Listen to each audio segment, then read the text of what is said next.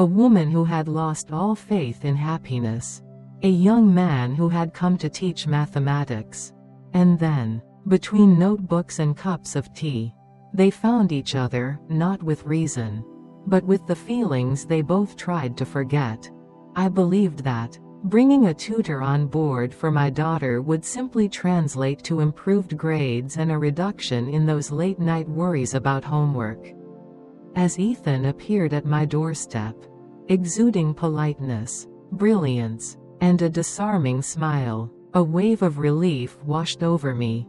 Yet, as the weeks rolled by, while he diligently imparted lessons in algebra and history to her, I began to realize that he was imparting wisdom to me as well. A fragment of my past that had slipped from my memory. One afternoon, as I gathered the empty teacups and the echoes of laughter danced around us, he turned to me and uttered words that reverberated deep within my soul. In an unexpected turn, the lessons transformed into something beyond mere instruction for my daughter. It was on a rainy Thursday afternoon that I first encountered Ethan.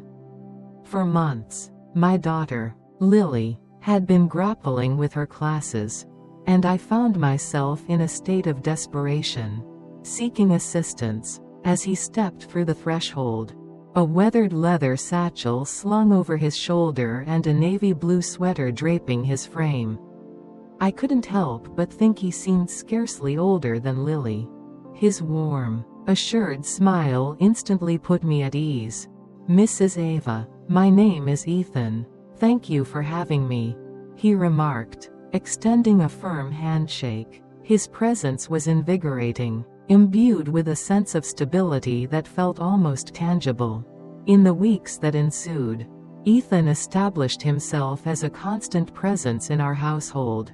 Twice a week, he would arrive after school, settling at the kitchen table with Lily, gently steering her through the intricacies of fractions and the art of essay writing.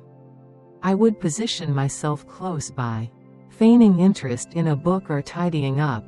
Yet inwardly, I was captivated by the rhythm of his voice, steady, uplifting, and devoid of any hint of condescension.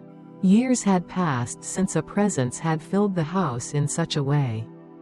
In the wake of my divorce, existence found its way into a consistent, solitary cadence. Tasks, residence, responsibilities, reiterate. Lily inhabited her vibrant teenage realm, while I bore the weight of my obligations.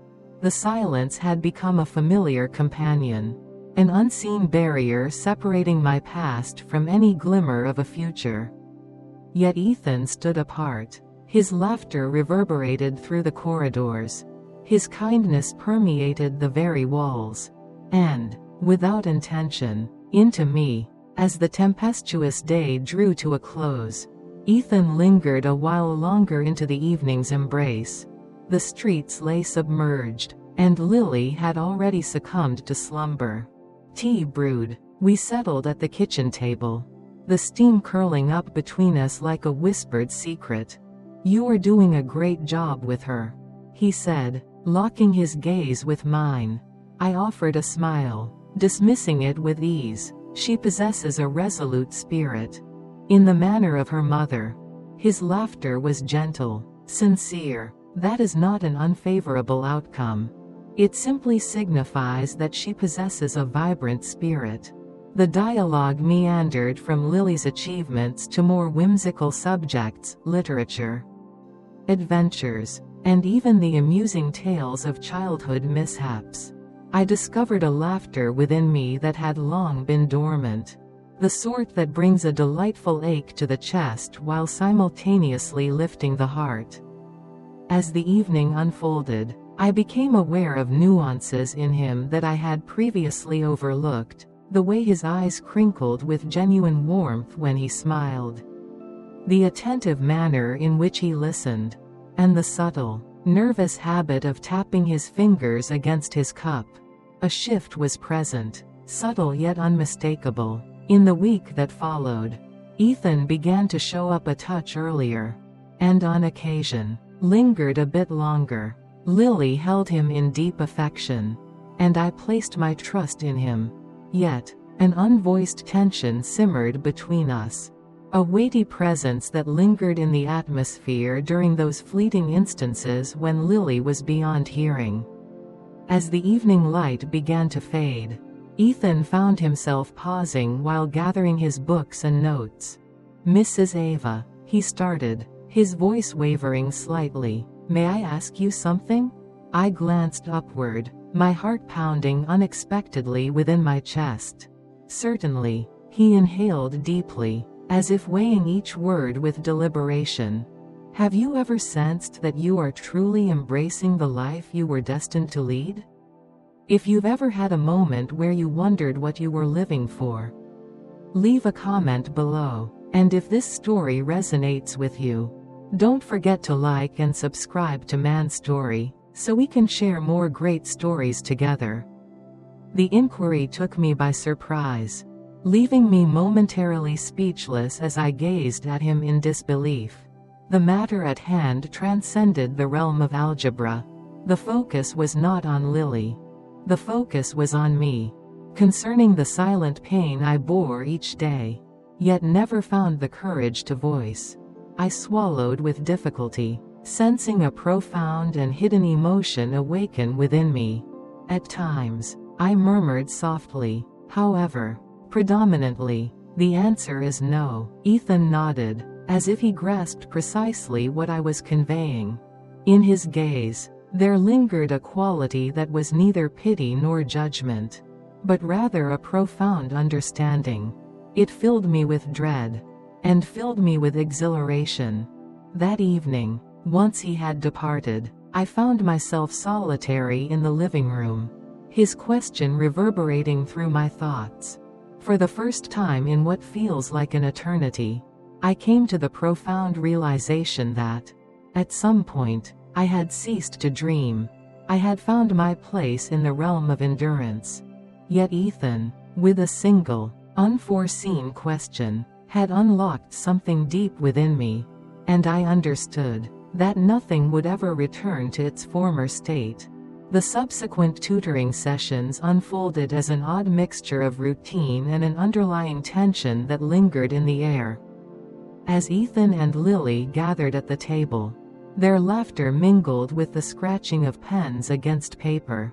A playful exchange of history trivia filled the air. Yet, beneath the surface, I sensed an unspoken tension weaving its way through our interactions.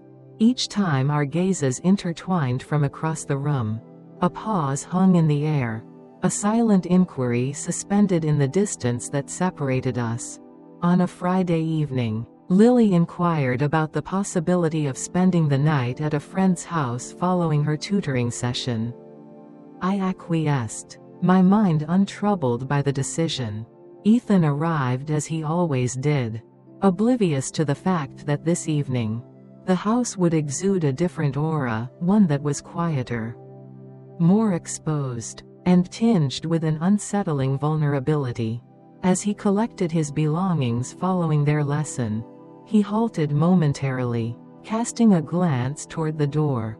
"Lily mentioned that she won't be present this evening."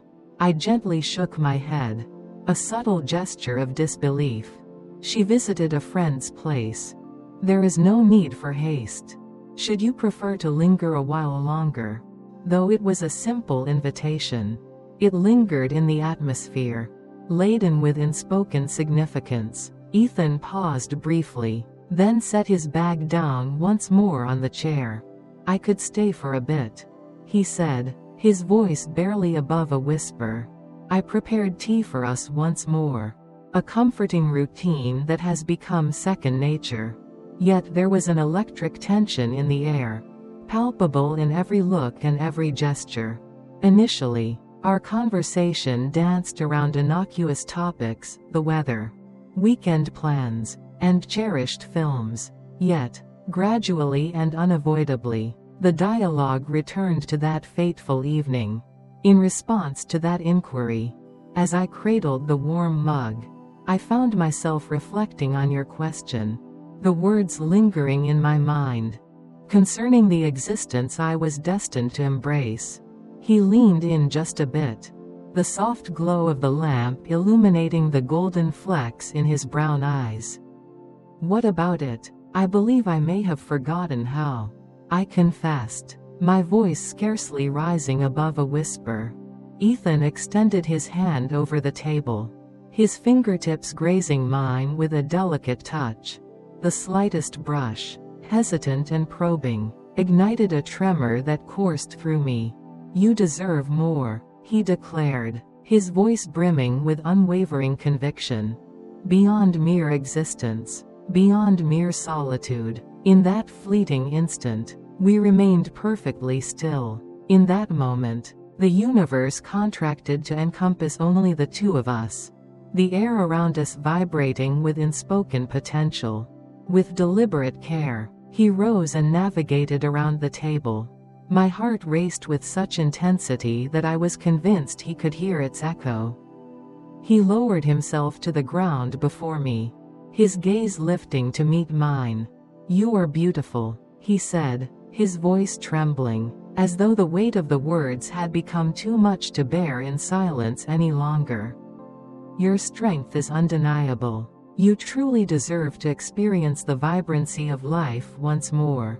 A constriction gripped my throat, as a tide of emotions rose within me. No one had regarded me in such a way for years, as if I were truly visible, truly understood, not merely defined by the roles of mother, ex-wife, or burden to another. Yet, as I am, Ethan, I started to speak, but he softly pressed a finger against my lips. "I know," he whispered, "I understand that it is intricate. I seek nothing from you that you are not prepared to offer." I shut my eyes briefly, summoning the courage that had been resting within me for far too long.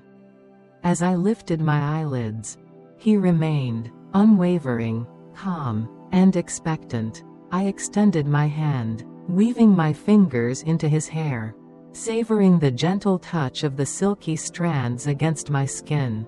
He shut his eyes, surrendering to my touch with a gentle sigh, as if he had been holding his breath for an eternity. As our lips finally came together, the moment unfolded with a gentle grace. Neither rushed nor frantic. It unfolded with a deliberate pace, cautious and measured, resembling a journey of discovery rather than a forceful triumph. His hands enveloped my face with a tenderness that suggested I was a treasure, delicate and fragile, and in that instant, I understood that I yearned to be shattered wide open. I yearned to experience the depths of emotion. He assisted me in rising, his arms encircling my waist.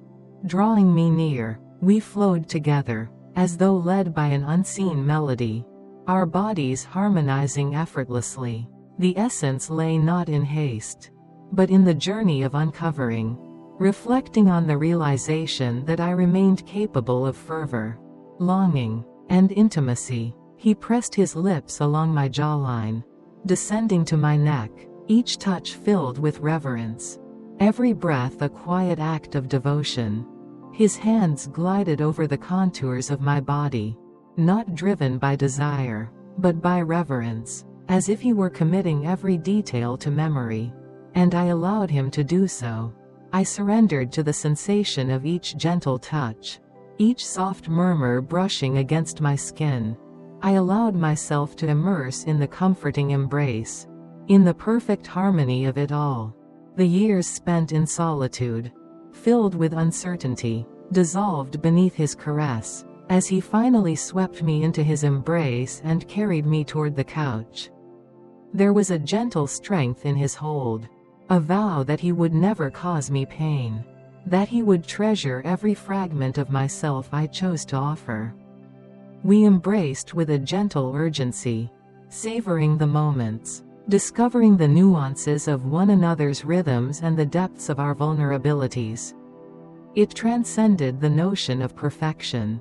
It revolved around the essence of truthfulness, concerning the restoration that arose from gentle, purposeful contact. In the aftermath, We found ourselves entwined beneath a cozy blanket, the muted light creating delicate shadows that danced across the room. I leaned my head against his chest, attuned to the rhythmic pulse of his heart, enveloped in a deep tranquility that had eluded me for years. His fingers glided through my hair, a touch as delicate as a whisper. "You're truly remarkable," he whispered. I pressed my smile into his skin, tears threatening to spill from the corners of my eyes, not born of sorrow, but of deep gratitude, thankful that life, in all its unpredictability, had bestowed upon me this unforeseen treasure. Gratitude escaped my lips in a soft whisper. He wrapped his arms around me with a firm embrace. "No," he murmured gently. "I appreciate your trust in me." We lingered in that moment, a silence rich with unspoken understanding. The quiet that enveloped us had transformed. It was no longer laden with solitude, but rather brimming with solace and promise. In that moment, he leaned down, pressing a gentle kiss to the crown of my head, and whispered, "This does not have to end here." I raised my gaze to meet his eyes. "It does not." He offered a shy smile, tinged with a hint of hope. "Negative, should you choose to oblige. I am curious to explore the potential of this journey." My heart, previously shielded, danced with a tentative optimism. I had devoted so much time to shutting myself away, firmly believing that that chapter of my life had come to an end. Yet Ethan had revealed to me that there remained further chapters to unfold. Perhaps, just perhaps, it was not too late for me to rediscover happiness once more. I cradled his face in my palms, sensing the coarseness of his stubble, the heat radiating from his skin. I expressed my desire for that. For the first time in what feels like an eternity, I truly meant it with every fiber of my being. The following morning, rays of sunlight poured through the curtains, enveloping the living room in a gentle radiance. As I stirred from slumber, I found myself cocooned in Ethan's embrace, his calm breaths creating a soothing melody against my skin. For a few blissful moments, I allowed myself to linger in that embrace, wrapped in warmth, imagining that the world beyond had faded away. Yet, reality intruded swiftly. The chime of a text notification, the subtle ticking of the wall clock, a stark reminder that this exquisite, delicate moment was not destined to endure. I gently extricated myself from the cocoon of warmth and propped myself up, wrapping the blanket snugly around my shoulders. Ethan stirred, his hand reaching for me with an instinctive grace, his fingers lightly grazing my arm. His touch ignited a well-known shiver along my spine. "Are you truly considering escape?" he whispered, lingering in the haze of slumber. I offered a faint, melancholic smile. "Absolutely not. Merely pondering." He propped himself up, his chin resting thoughtfully on his hand as he observed me intently. "Concerning what matter?" There was a moment of uncertainty. How can I articulate the tempest that rages within me? The anxiety of facing judgment, the trepidation of entangling everything further, the dread of losing my identity once more within another's narrative rather than crafting my own tale. Finally, I confessed my fear. Ethan's expression became gentler. "About myself?" "No," I replied swiftly, my hand instinctively moving to rest on his knee. "What does this mean? What unfolds next?" He nodded, grasping a depth of understanding in that instant that I struggled to articulate. "We don't need to solve everything today," he said softly. "Progress unfolds gradually, one step at a time. Progress unfolds gradually, one step at a time." It appeared to be so straightforward. Yet, after years of shouldering the burden of responsibility, of stifling my own desires for the benefit of others, It was as if I was entering an entirely foreign realm. As the day wore on and Ethan departed, I found myself alone at the kitchen table, gazing at my own reflection in the window. I appeared unchanged, with the same weary gaze and gentle creases carved by the years. Yet within, a profound transformation had taken place. A sudden knock at the door jolted me from my reverie. I opened the door to discover Lily had returned home early, her cheeks aglow with the thrill of her sleepover. "Mom," she exclaimed, wrapping her arms around me with exuberance. "Can you believe it? A grand celebration is in the works to mark the end of the year. Is it possible for us to have it here?" I chuckled softly, playfully tousling her hair. "We shall see, my dear," as she animatedly shared her plans. A realization dawned on me. This was the very essence of my struggle. More than a mere momentary bond or an idealized dream, it embodies a richer existence. A realm in which I transcended the role of mere caretaker, evolving beyond the confines of a background character. A few days later, Ethan returned for yet another session. This time, the circumstances had shifted. We stood apart. A fresh dimension unfolded in our exchanges, a softness that resonated beyond mere language. As Lily immersed herself in her assignments, Ethan and I exchanged furtive glances from across the room, our small smiles a silent secret between us.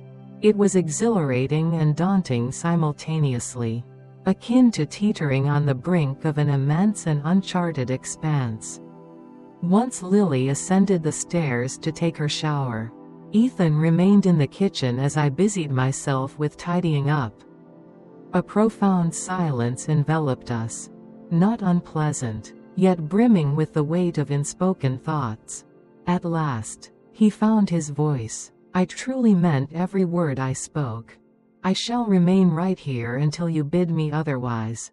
I gazed at him, truly gazed, noting the sincerity in his eyes and the unwavering calmness of his voice.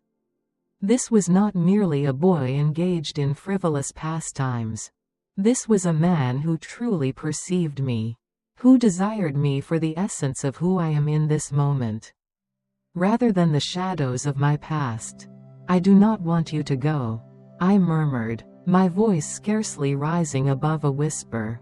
Relief washed over his face as he stepped closer, enveloping me in a hug that conveyed all the unspoken words we dared not voice.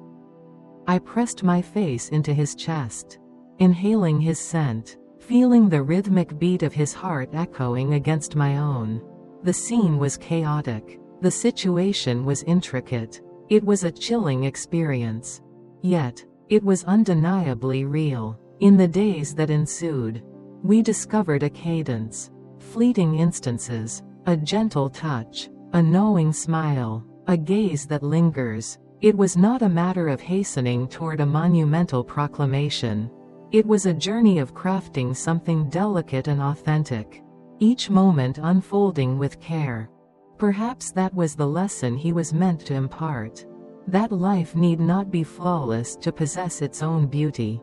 I was granted the freedom to desire more, to strive for joy, even in the face of fear, particularly if it filled me with fear. For it is often the fears that haunt us the deepest that ultimately lead to our liberation. As weeks morphed into months, the serene cadence we had established transformed into the familiar soundtrack of my existence. It was not a tempestuous romance, nor a tale spun from the pages of a storybook. It was something infinitely richer. It existed in its truest form, unfolding gradually, and it belonged to us. As Ethan persisted in tutoring Lily, amidst the algebra lessons and the late-night coffees, he seamlessly wove himself into the fabric of our family. Each day, I discovered a deeper laughter, a lighter worry, and a growing trust in both the world and myself. As twilight enveloped the world around us, we found ourselves on the porch, the sky ablaze with hues of orange and pink. In that serene moment, Ethan's fingers intertwined with mine. A silent promise shared between us. His thumb glided in gentle circles across my skin, anchoring me, offering solace. "You changed my life. You know," he murmured gently. A smile graced my lips, as tears threatened to spill from the corners of my eyes. "You altered my own as well." At times, shadows of uncertainty would slink in, murmuring echoes of past anxieties. Yet, in those moments, I would gaze at him, at our shared existence, and recall the profound lesson he imparted. Albeit unintentionally, it is never too late to embrace the warmth of your heart. It was never too late to embrace joy. As the stars flickered to life above us, Ethan pressed a gentle kiss to my temple and murmured, "This is just the beginning." For the first time in what felt like an eternity, I found myself believing it. Perhaps love did not always arrive in your life with a thunderous entrance. Perhaps on occasion, it came softly, precisely at the moment you required it the most.